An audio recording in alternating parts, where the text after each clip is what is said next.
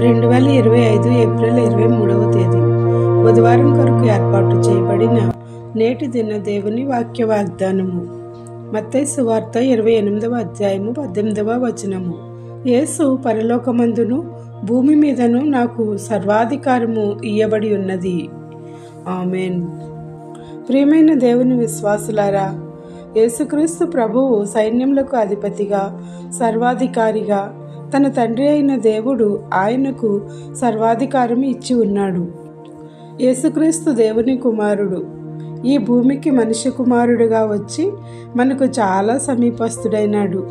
ఆయన మనుష్య కుమారుడుగా వచ్చి సువార్త బోధించెను. ఎందరినో బాగు చేసి అద్భుత కార్యములు చేసి తండ్రి చిత్తము చెప్పున లేఖనములను నెరవేరునట్లు శిలువపై రక్తం చిందించి పాపక్షమాపణ దయచేసి ఉన్నాడు.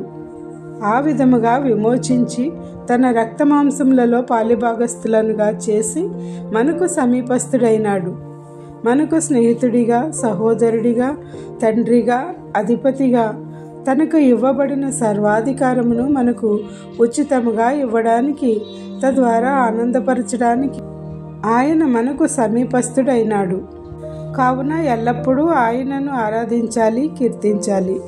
ఆ విధముగా నిండైన దీవెనలు కురిపించే ఆయన కృపలో నిరంతరము నిలవబడగల ధన్యతతో సమీపస్తులుగా ఆయన సన్నిధిలో ఆయన పాదముల చెంత స్థిర నివాసులుగా నిలబడగల దైవస్థితిని దేవాది దేవుడు మనకు అనుగ్రహించి తన సర్వాధికారముచే మనందరినీ వర్ధిల్ల చేయును గాక.